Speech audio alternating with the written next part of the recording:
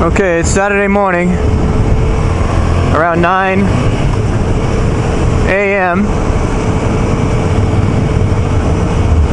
We're gonna head out towards the Malibu canyons.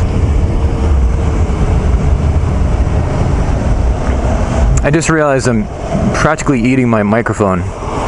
It's like touching my lips, so if it sounds funny, it won't be of any surprise. Because even though I have no idea what I'm doing when it comes to getting good audio, I know I shouldn't be eating the actual microphone.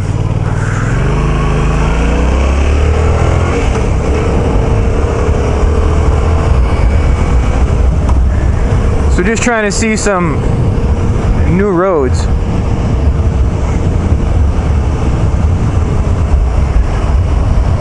That might be entertaining in the canyons.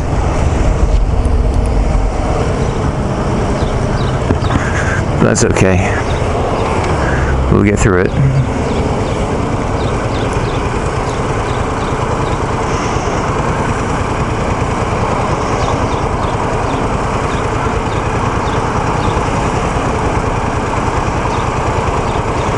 Check this person out.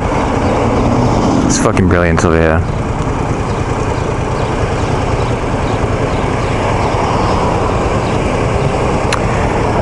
Yeah, that would be a red light. You fucking idiot.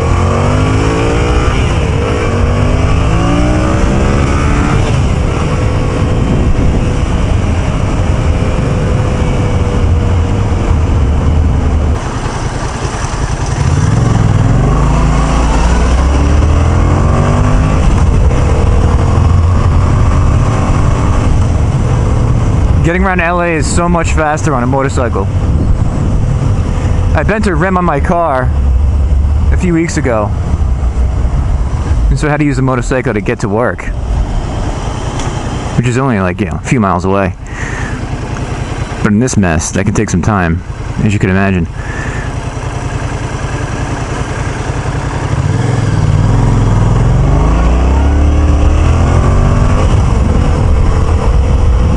And it usually takes me about 20 or 25 minutes in a car. On the bike, it took about 10.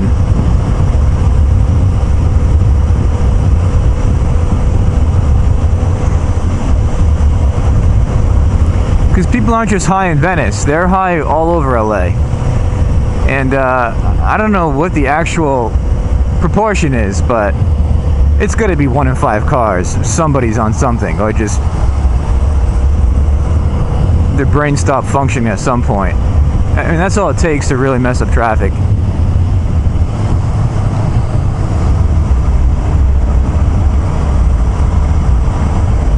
You see the red lights, people just crawl away.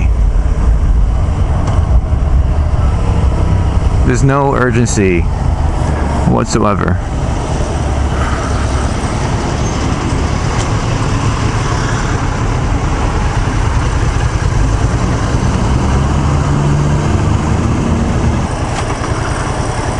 This Prius.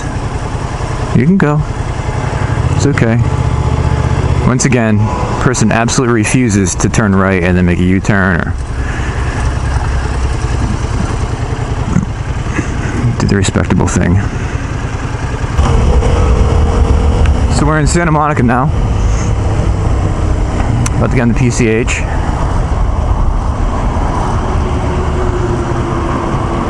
And it's Pacific Coast Highway for anybody not familiar.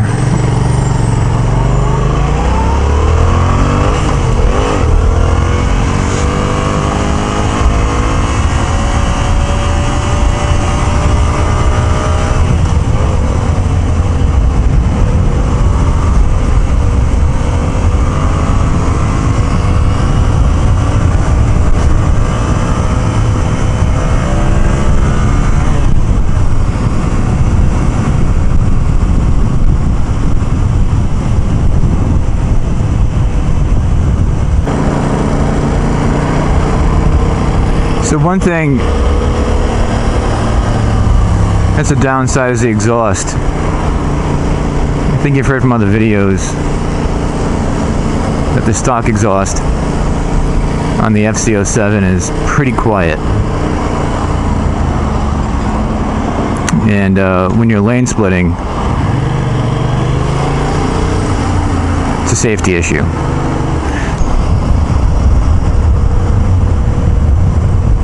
Another thing would be the engine. And although I think it's great and it's a lot of fun, you get a lot of low end torque. Power continues to build what feels like somewhere between 8,000 to 9,000 RPM. Starts to dip down a little bit. It's not a continuous increase in power as throughout the RPM range. What is this? I'm gonna go to Piuma Road, not Big Rock.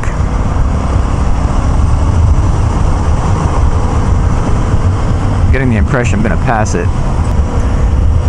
The size of the bike is one other thing, and this is very dependent upon the rider size. You know, one thing I liked about this bike, especially being my first, was that it's small enough that I can really maneuver it. You know, when I'm still, when I'm moving, it feels pretty small, and it's very light.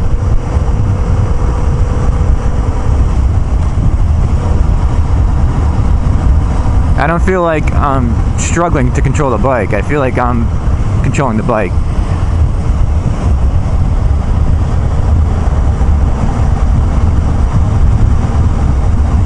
I honestly can't imagine muscling around a 700-pound Harley. Although from what I hear, it's not as bad as it sounds. But yeah, in terms of the size, I'm a little crunched up. My legs aren't uncomfortable at all. That's not the issue. It's a trade-off between fatigue and being able to stretch out your upper body and put some more weight over the front wheel.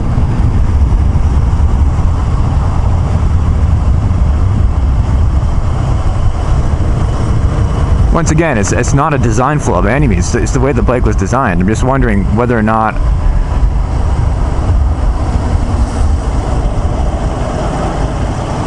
I would prefer something that's puts me in more of an extended position.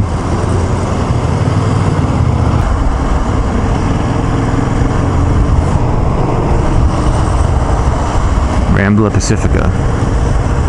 Is Piuma? Where is this road, man?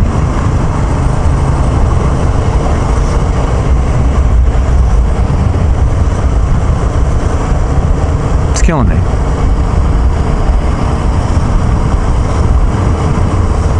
It's probably a little further back.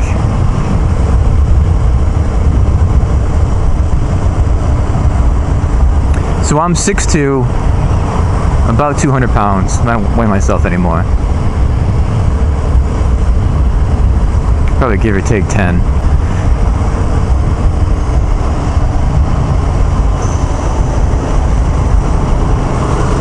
And if I was a little bit shorter, I'm not sure if it would feel a bit different. But I find myself wanting to sort of get forward a bit more without having my elbows so bent. This is, it's very minor, obviously. But it's something that's crossed my mind. Carlson Canyon, and something I think will weigh into the next bike purchase. This guy's gonna go. You guys can imagine if I was in a car, this ride would take like 3 hours.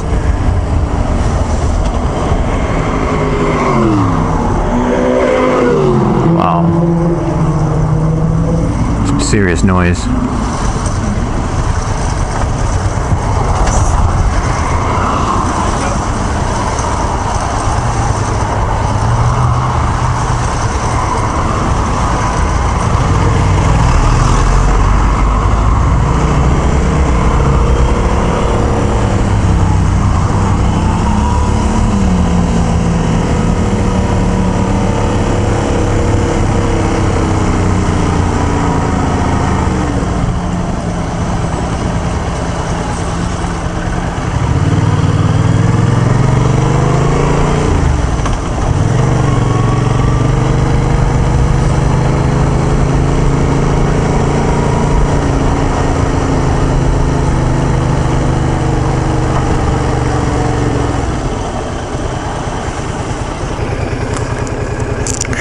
In case you guys haven't noticed, the cars around here are ridiculous.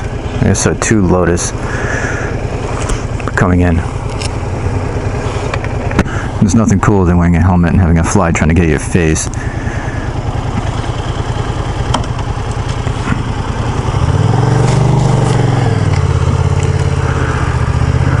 Alright, so benefits to helmets, other than the obvious: weather protection,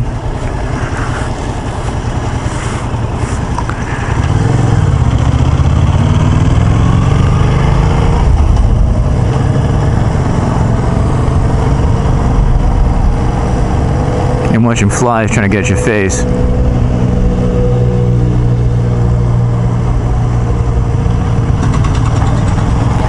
What the hell is going on over here?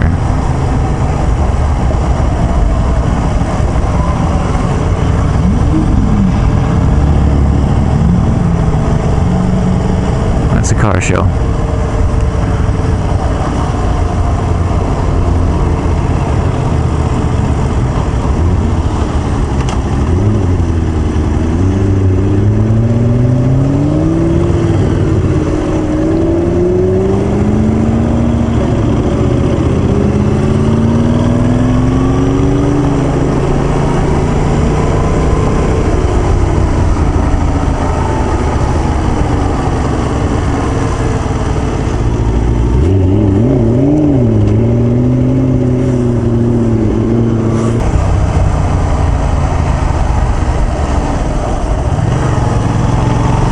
And this is my mark here, Malibu Canyon.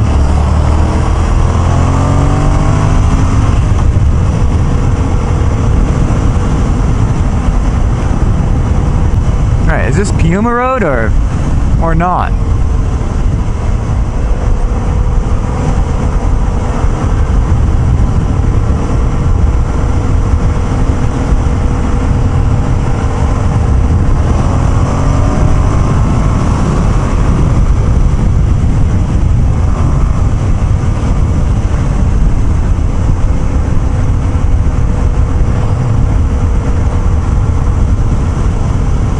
That guy is flying uphill.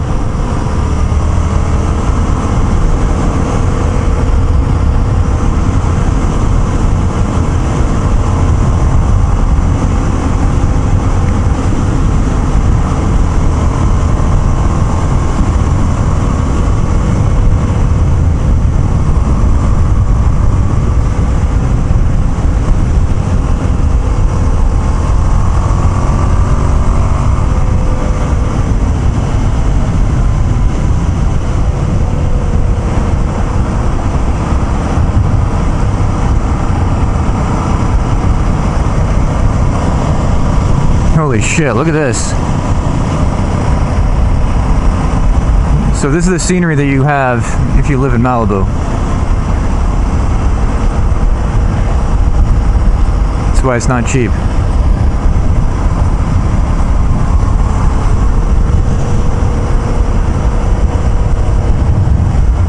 Alright, I'm pulling off over here. I gotta take a look at this. No parking anytime. Stop graffiti.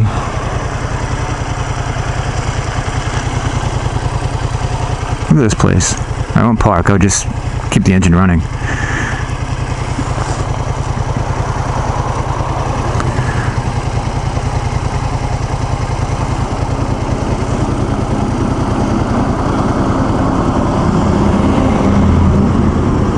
Look at these flies.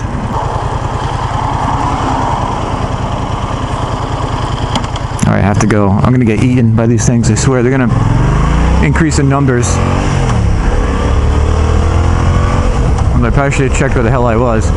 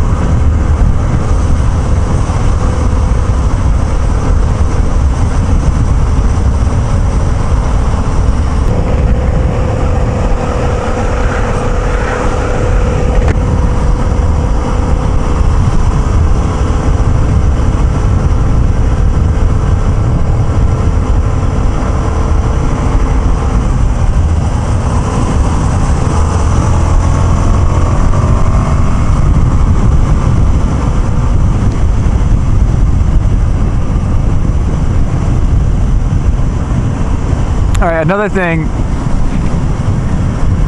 that I discovered is, oh, look, there's Piuma. Get me on there. It looks like a nice place to be. I'll make a U-turn. Let's see Malibu Canyon here. How does Piuma do that? What? I need to reorient myself. Is this a good place to do it?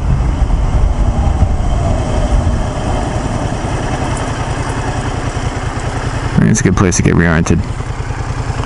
So one other thing I was mentioning.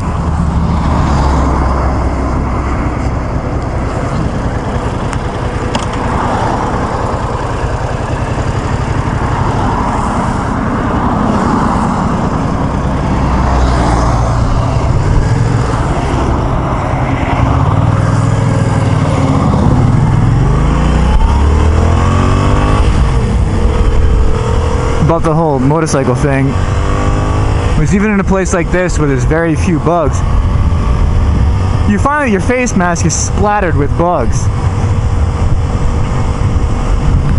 after a ride, and it just makes you wonder what would happen to your face if you weren't wearing a mask in front of it.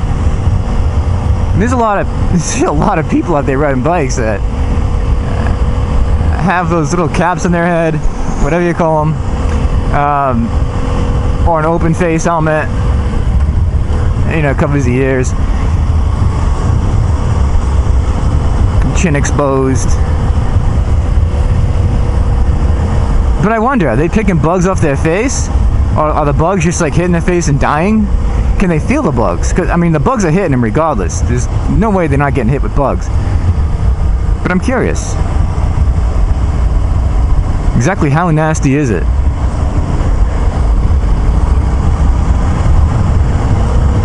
This is a pretty road. Really pretty road. What's this?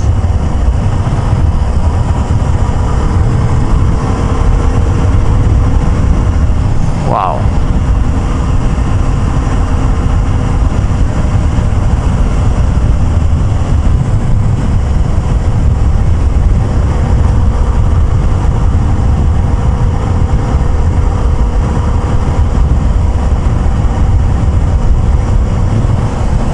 Malibu Creek State Park. There's so much around here I've never seen. There's Mulholland.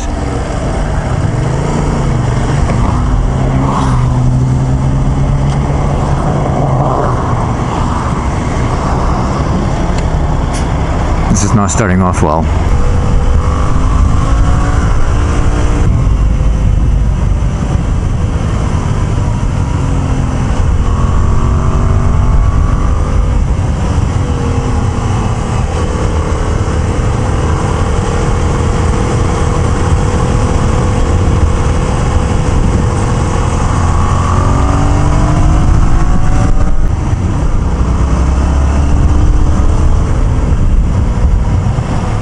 God.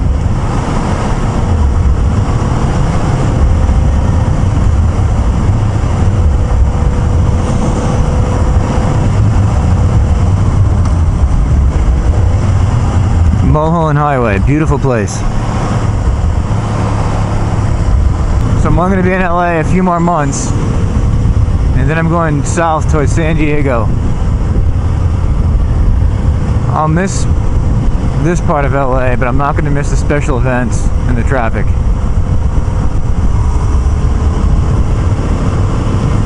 But I should do my very best to explore these roads before I leave. The rocks, not a fan. So that seems like a good tip. Stay away from the side of the road when there's rocks and dirt around.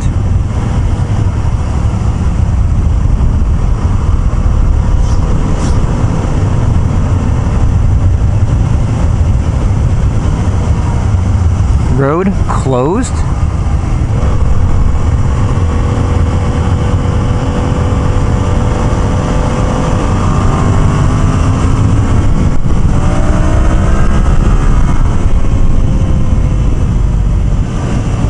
Whoa.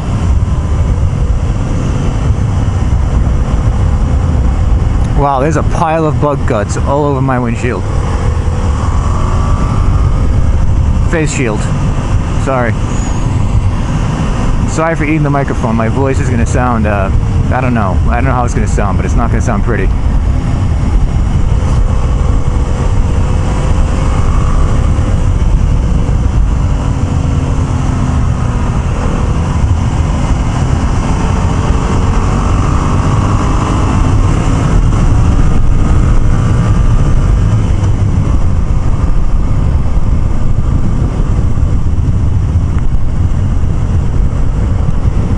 Another point for any of you that are contemplating maybe a high displacement bike like this one, 689cc, with, you know, a little more power, a little more torque, versus something smaller, like a 250, 300, 500.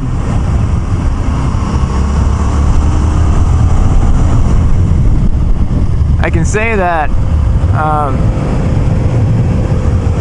the degree of engine braking and the throttle response as you approach a corner, come out of it, can be a little tricky, and I feel that it impedes me a little bit.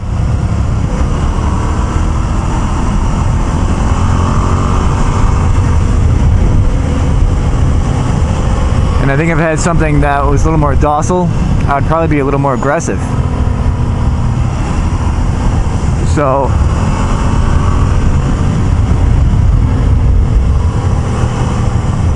it's something to consider when you're first learning. I didn't want to deal with just buying and selling within 6 months. And another thing is,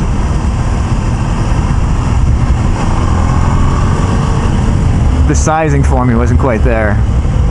I was just way too crunched up.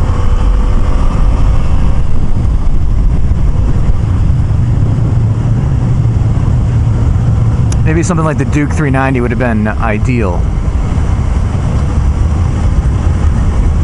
Being a little smaller, a little less power. Still light. Still having allowing you to sit upright a little bit. I think getting into something that has a super sport style to it.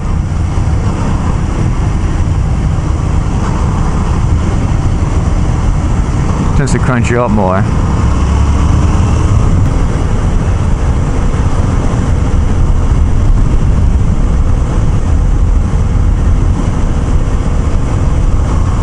You see so many motorcyclists that waving becomes difficult, especially while you're in a corner. And people seem to get so upset when they're not waved to, but a lot of people that have a policy of waving at other motorcyclists, they do wave, just that sometimes it's dangerous, or they just couldn't stand to do the 100th wave that day. And you gotta understand that. It's all rational, like this guy. You know, both in the wide open, not in a corner. Look at this thing. It's awesome.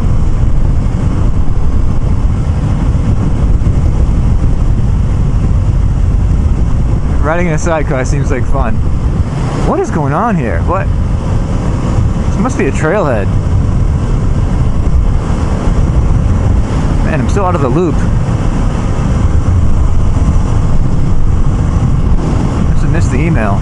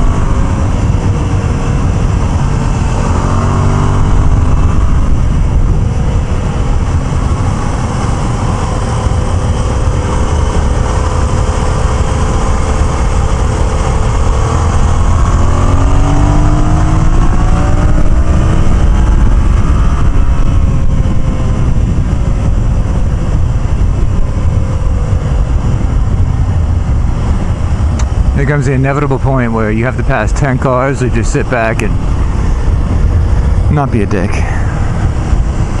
It's really hard. Look at this guy. Small cock much? I mean, what possessed someone to ride around in a monstrosity like that? I know I'm offending half of the Midwest.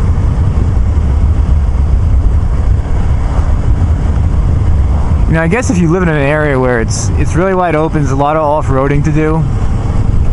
Streets aren't really congested. There's just more space and less people. Having a big jacked up truck probably isn't as much of an issue. When you see one of those things in the LA area, you have to wonder what the people are thinking. So people have talked about the vibration on this thing, the FZ07. I don't think I've never read an article or seen a video review where someone said the vibration was an actual issue.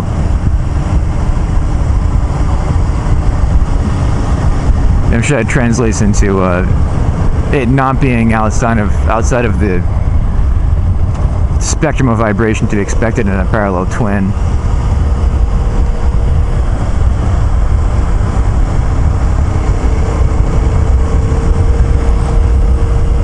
But you find your feet start to go numb after a while. You know, just your toes and the balls of your feet. Take a break, I'm sure it's fine. I'm feeling it now because I've been riding continuously for a couple hours. The hands are getting a little fatigued, so I'm already not as fresh as I was when I first went out. I'm not sure if that's a byproduct of the weightlifting too that happened yesterday.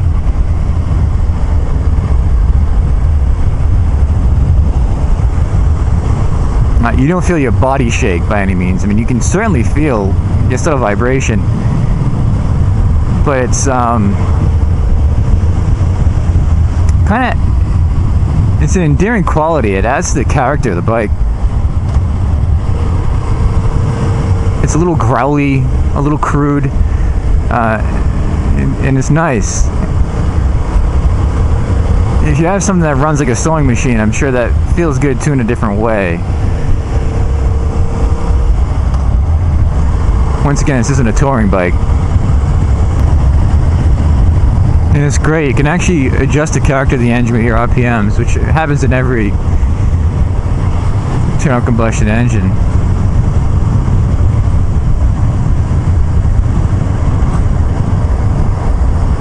But when you get to RPMs, you know, down to 2,000-3,000, has a sort of lumpy quality to it. You can almost feel the cylinders pumping up and down because they're churning slowly enough.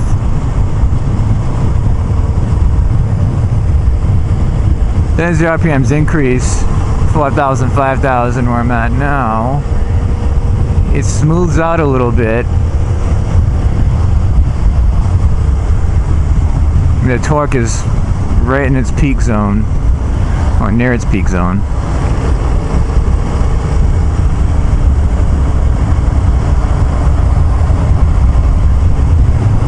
And that sensation will run you up into the 7,000-8,000 RPM point, where you start to get a little buzziness, meaning a higher frequency vibration.